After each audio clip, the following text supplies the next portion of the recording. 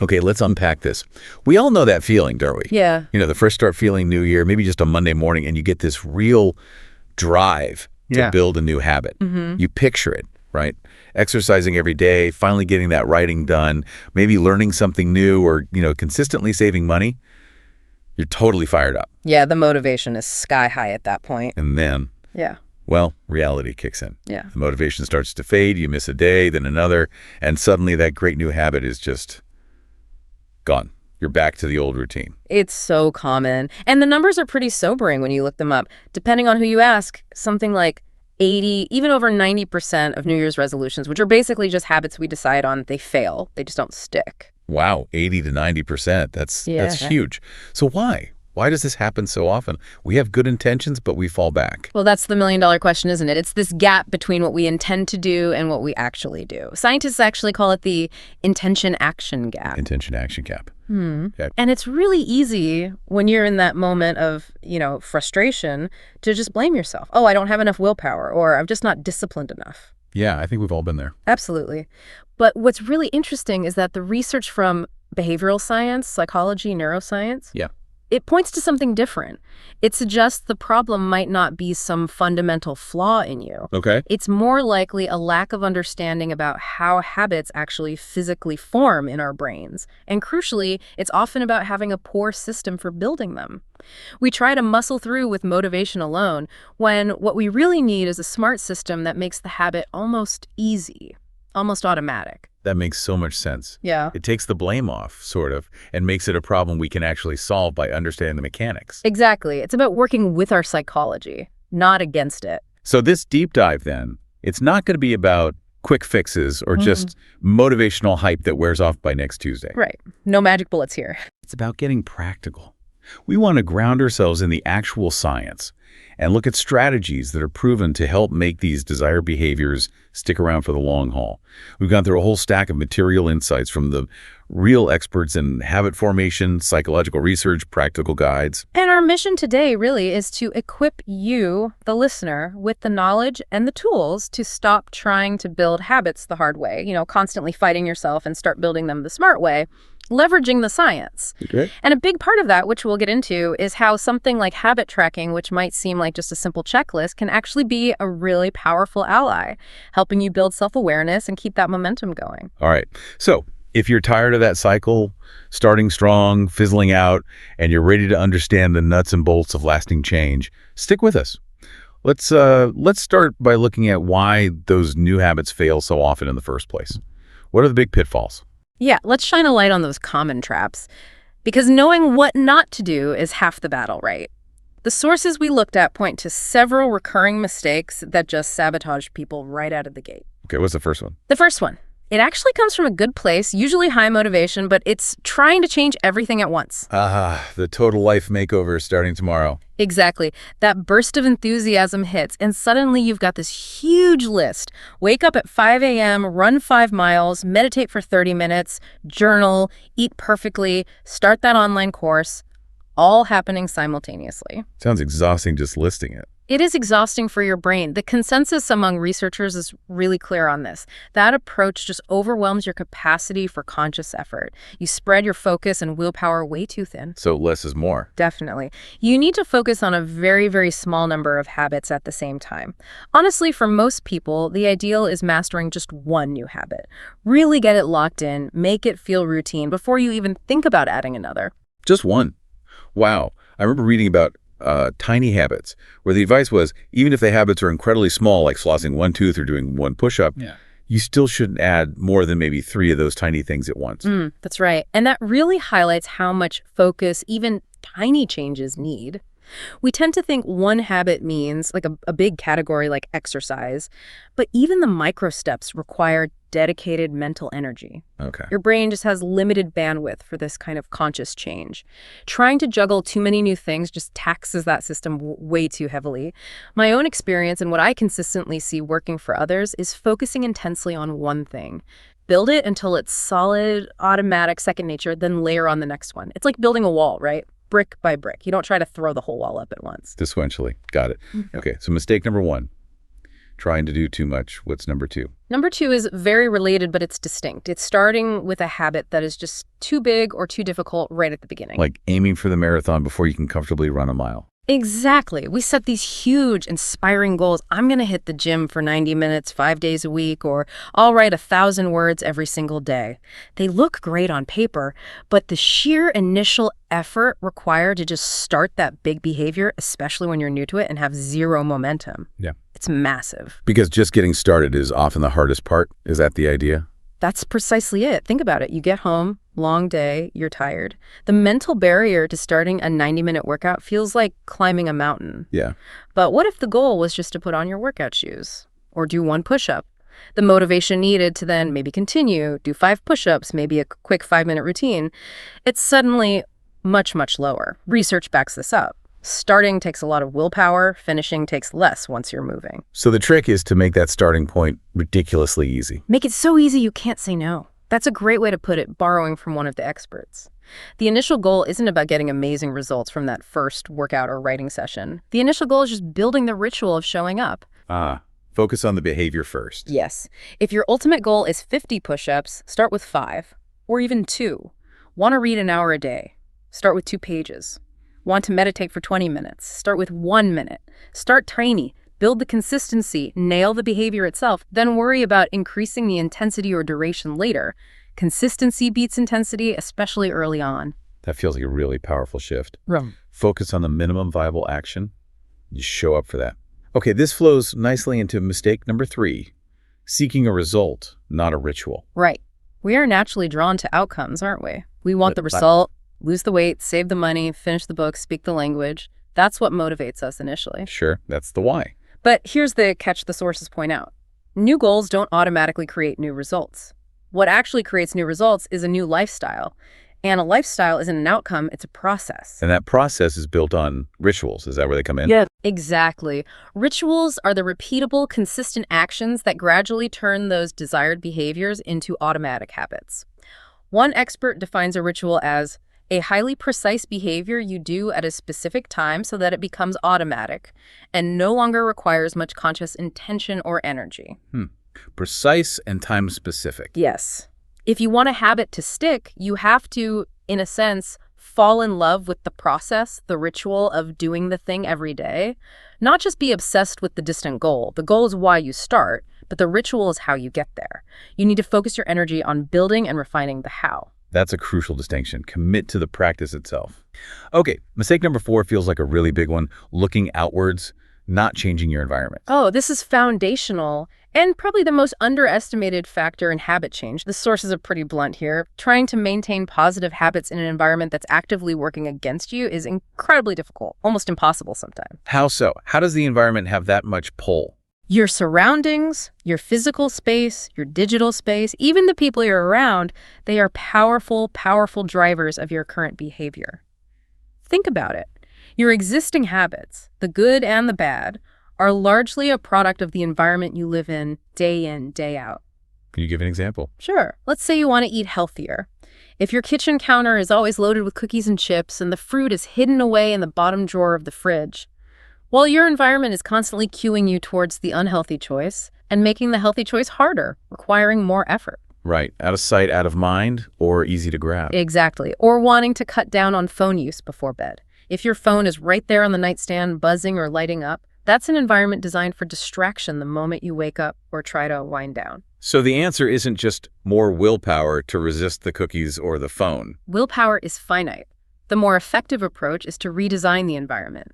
The single biggest lever you can pull to make a new habit easier is to perform it in an environment specifically designed for its success. So make the cues for the good habit obvious. Make them obvious, make the habit easy. Want to read more? Leave the book open on your pillow or coffee table.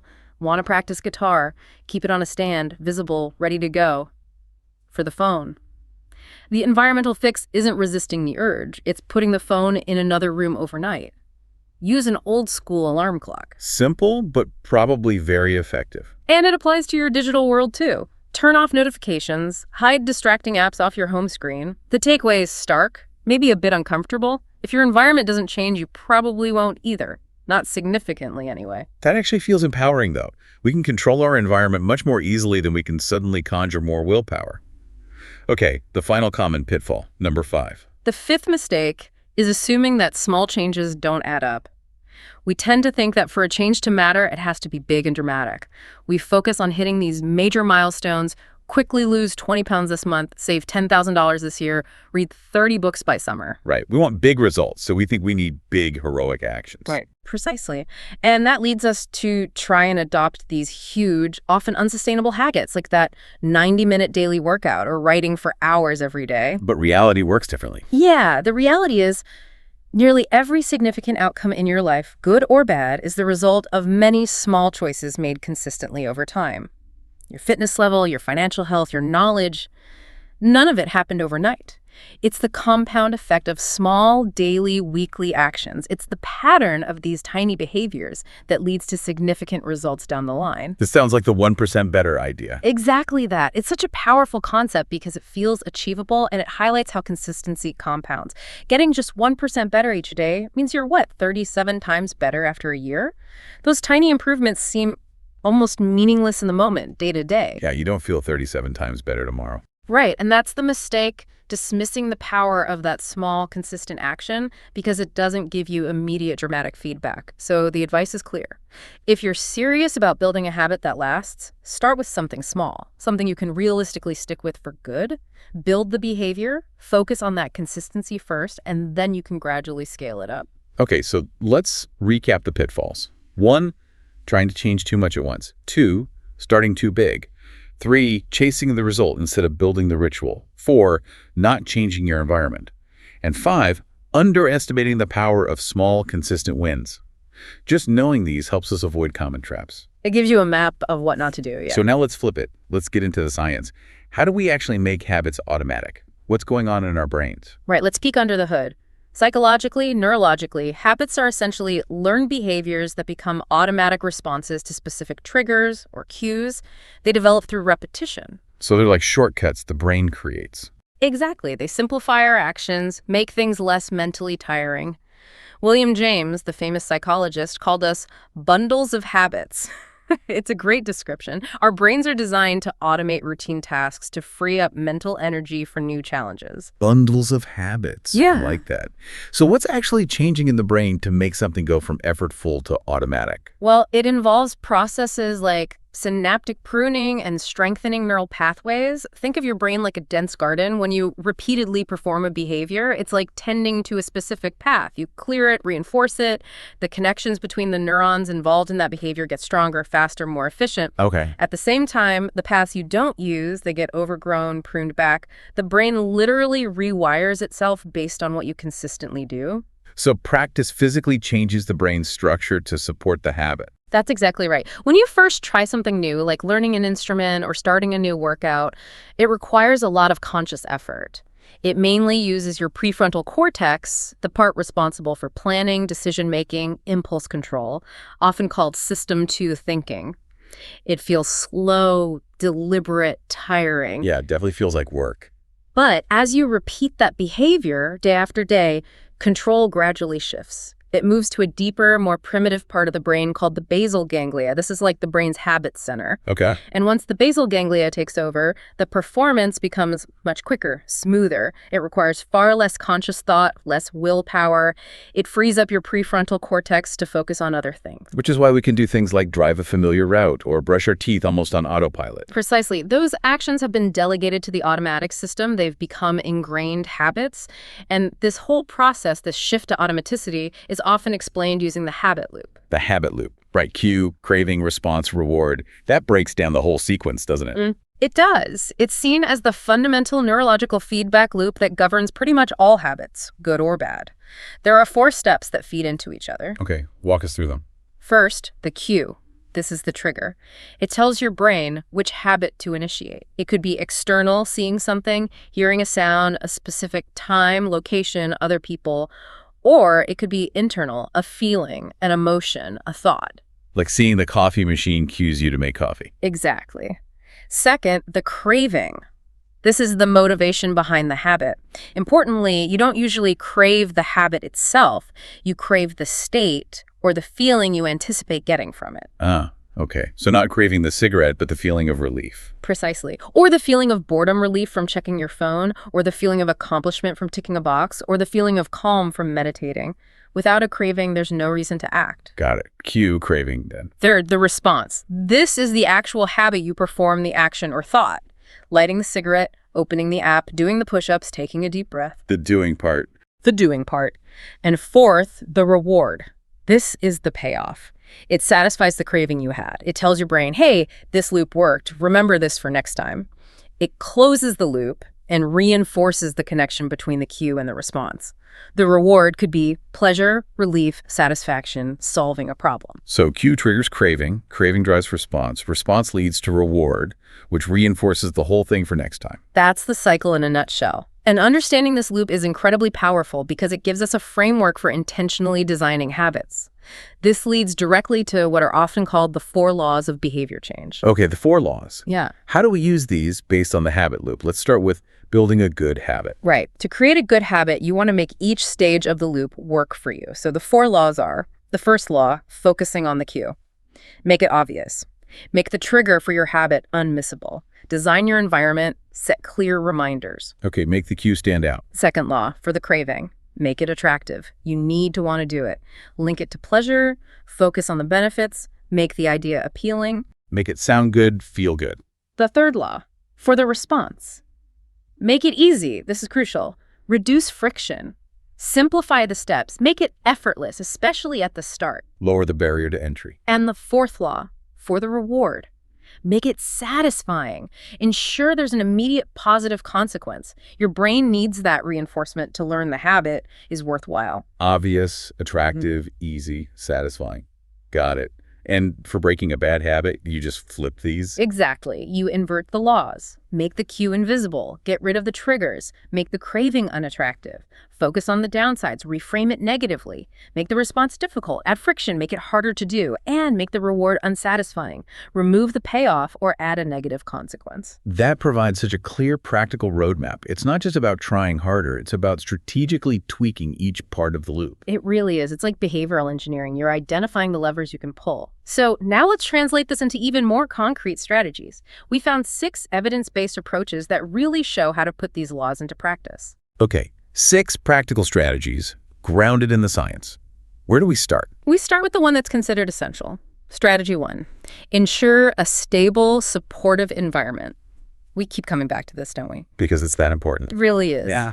A stable context provides those consistent cues we just talked about, the start of the loop. If your environment is messy, unpredictable, or actively works against the habit, it's just so much harder to get it automated. So again, it's about designing your space and routine. Absolutely. Being intentional, want to meditate, have the cushion ready in the same spot every morning, want to pack a healthy lunch, prep the ingredients the night before so they're easy to grab. There was a case study mentioned about the daily mile. In schools, kids running a mile each day. A big part of its success wasn't just the idea, but the stable environment. A clearly marked track on school grounds. The cue, location, and context were consistent every day. Having that dedicated space makes the expectation clear. Okay, what's strategy 2? Strategy 2 is to leverage the context. This is rated as good to leverage. It means using existing situations or routines to your advantage. 2 main ways to do this. Okay, what are they? First, you can leverage a disruption. Big life changes moving, new job, relationship changes, becoming a parent, they disrupt your old patterns. This creates a window where you're more open to forming new habits. Interesting. So chaos can be an opportunity. It can be. Studies show people are more likely to change commuting habits, for example, right after they move. The old cues are gone or weakened. So if you're going through a transition, recognize it as a potential time to consciously install new, better habits. Use the reset button nature give you. Okay, and the second way to leverage context. This one is probably even more useful day to day. Piggybacking onto an existing habit. This is famously known as habit stacking. Ah, right. This is a big one. Attaching a new habit to one you already do. Exactly. It's maybe the most powerful technique for integrating new behaviors. Instead of trying to remember a new habit out of the blue, you link it directly to something you already do automatically every single day. The formula is something like, after I current habit, I will new habit. That's the template. Your current automatic habit becomes the perfect, reliable cue for the new one you want to build. You're essentially hijacking an existing neural pathway and adding a step. Can you give a few examples of how that might look? Sure. After I pour my morning coffee, I will meditate for 1 minute. Or after I take off my work shoes, I will immediately change into my workout clothes. Or after I finish dinner, I will put my plate directly into the dishwasher. Simple connections? Simple, but effective. You can even chain them together into routines, like after I brush my teeth Q1, I will floss one tooth habit 1. After I floss one tooth Q2, I will use mouthwash habit 2. So you use the completion of one as the trigger for the next. Yes. You leverage the momentum. The key is choosing a current habit that's really specific, happens reliably at the frequency you want the new habit, daily, weekly, etc., and serves as a clear trigger. Brainstorm your non-negotiables, waking up, meals, brushing teeth, going to bed. Find those anchor points in your day and be specific about the cue, not just during my lunch break, but when I close my laptop for lunch. That precision helps. Habit stacking feels like a cheat code because it uses what's already there. Yeah. Love it. Okay, strategy 3. Strategy 3 is critical, especially when starting out. Make it easy. Also rated as important. Experts stress this constantly. If a behavior feels hard, requires a lot of effort or willpower, you're just not going to do it consistently, especially when motivation dips, which it inevitably will. So how do we make something feel easy, even if the ultimate goal is challenging? You deliberately reduce friction, remove obstacles, simplify the process. Think about Amazon's one-click ordering, pure genius in reducing friction. Right, makes buying dangerously easy. Exactly. Apply that thinking to your habits. How can you reduce the number of steps it takes to start? Can you simplify the routine itself? Can you get rid of any barriers, perceived or real? Like laying out workout clothes the night before. That's a classic example. Reduces the morning decision-making and effort. Want to eat more fruit? Keep a fruit bowl on the counter, not hidden in the fridge. Want to paint?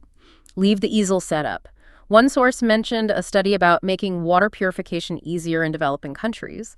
Instead of asking people to measure chlorine, they provided a dispenser right at the water source that gave the exact right amount. Easy. Removes the friction, removes the guesswork. Make the desired path the path of least resistance. That's the goal. Reduce friction, simplify steps, remove barriers. Strategy 3. Yeah. Strategy 4. Strategy 4 is develop cues and rewards, also marked important. We've talked about cues with environment and stacking, but this focuses on consciously creating effective triggers and really leveraging rewards strategically. How do we consciously create cues beyond just setting up the environment? A really powerful technique here is using implementation intentions. These are specific if-then plans. You state clearly, if situation X happens, then I will do behavior Y. So pre-deciding your action for a specific trigger. Exactly. It takes the decision-making out of the moment. Studies show this works incredibly well. One famous study found people who made a specific plan for when and where they'd floss. If it's after breakfast, then I will floss. Were way more consistent than those who just intended to floss more generally. It links the cue and response very consciously. Okay, that makes sense. And the reward part, how do we use those effectively? Rewards are absolutely vital at the start. They provide that immediate positive feedback that tells your brain, yes, this was good, do it again. You need a mix. Immediate short-term rewards the satisfaction of checking a box, a pleasant feeling, a moment of relaxation, and connect it to the long-term reward, the health benefits, the savings, the skill. Intrinsic and extrinsic rewards. Both can work. Intrinsic, like the feeling of pride or the runner's high. Extrinsic, like treating yourself to something small or getting praise. Social rewards matter too, a partner appreciating a clean kitchen.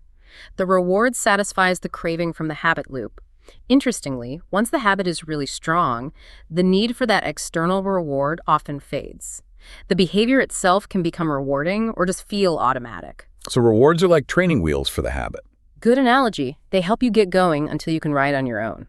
Okay, strategy 5. Strategy 5. Simple but non-negotiable. Practice and repeat. Also rated important, habits form through frequency. Repetition, repetition, repetition. You just have to do the behavior over and over to carve those neural pathways. Sounds obvious, but it means prioritizing the actual doing. Yes, and recognizing that the habit system learns best through action, trial and error. physically performing the behavior. You can't just read about swimming or watch videos to build the habit of swimming. You have to get in the water. Makes sense. This is why things like free samples, test drives, interactive displays work for businesses. They let you practice using the product, making the behavior feel familiar and easier. You need to create opportunities to practice your desired habit. Got it. Practice makes permanent. And the final one, strategy 6. Strategy 6 is build meaning and motivation. This is ranked good to have. It's not always essential for tiny habits, but it's really powerful for bigger changes or for pushing through tough times. It's about connecting the habit to your identity or a deeper purpose. How does linking it to identity help? We like to feel consistent. We want our actions to align with who we believe we are or who we aspire to be. So if you start exercising just to lose weight, what happens when you hit the goal or plateau? Motivation might vanish. But if you also link exercise to your identity, I am a healthy person. I am someone who takes care of my body. I'm a runner. Or to deeper meanings like stress relief, mental clarity, being a role model, the habit becomes more resilient. It's anchored to something bigger than just one outcome. It helps sustain you when motivation naturally flags before the habit is fully automatic. This connects to the idea of identity-based habits focusing on becoming the type of person who does that thing. That adds a whole other layer of why. Okay, so we have the pitfalls, the science, habit loop, 4 laws, and these 6 strategies. Stable environment, leveraging context habit stacking, making it easy, cues rewards, practice, and building meaning. That's a really solid toolkit. It provides a great foundation for understanding how to build habits effectively. Now let's zoom in on one specific tool that seems to weave through many of these strategies. Habit tracking. Yes, habit tracking. It sounds simple, maybe even a bit boring to some people, but the evidence suggests it's actually a surprisingly powerful tool when you use it right. So it actually works. It helps habits stick. Yeah, studies indicate that the simple act of tracking a behavior significantly increases the odds that you'll establish it as a habit. It's not just passive recording. It actively shapes your behavior. It makes your actions more intentional, and it gives you crucial feedback. Okay, so it's more than just ticking a box on a chart. How does it actually help us build and keep habits? It offers several key benefits, and they tie back nicely to the principles we've been discussing. First, self-awareness. A tracker acts like a mirror for your behavior. You get an objective look at your consistency, but beyond just, did I do it or not? You start seeing patterns. I always skip my workout on Fridays. Or my energy levels are way better on days I stick to my morning routine. Tracking connects the dots between your actions, your environment, your energy, your mood. You see things you'd otherwise completely miss. It makes the invisible visible, like finding the hidden patterns. Exactly. Second, it provides structure and accountability. Your tracker is like this reliable, non-judgmental friend. It's always there. It remembers perfectly whether you did the thing or not. It quietly celebrates the wins with that check mark. And it keeps you honest by showing you clearly when you're falling off. It reduces the need to rely only on external accountability, like checking in with someone else. And seeing that visual progress, the chain of checks building up, that must be motivating in itself. Hugely motivating. That's the third benefit. Motivation. Tracking turns abstract goals like get healthier into visible, tangible progress. Seeing that streak grow or the percentage complete climb, it's inherently rewarding. It taps into our brain's desire for completion and progress, like gamification for your life. Each checkmark is a little dopamine hit, a small win that builds momentum. It makes those small daily actions feel like they're actually adding up to something. Precisely. Fourth, clarity. Tracking forces you to define your habits clearly. You can't track, be more productive. You have to define it. Work on my main project for 45 minutes without interruption. Or plan my top 3 tasks for tomorrow. This specificity helps you set realistic, measurable daily actions, linking back to making it easy and starting small. Right, you have to know exactly what done looks like. And the 5th benefit, how does it help long-term? 5th is sustainability. Tracking helps shift the focus from perfection to consistency. You see the data over time. You learn that missing one day isn't the end of the world. What matters is the overall pattern, getting back on track quickly. It helps you internalize that never miss twice idea. It reinforces the power of those small, compounded actions over aiming for an impossible perfect streak. Okay, so self-awareness, accountability, motivation, clarity, and sustainability. Those are pretty compelling reasons to track, but you mentioned earlier people often stop tracking the tracker itself. What are the downsides or common challenges? Yeah, that's the reality for many. Some potential pitfalls include becoming too dependent on the specific app or tool. What happens if you lose your phone or the app shuts down? Some digital trackers can feel overly complex or rigid, not fitting your life. And yes, the abandonment rate is high. People just stop filling it in. So the key isn't the tool itself, but the system around it. Exactly. The goal isn't perfect, flawless tracking forever.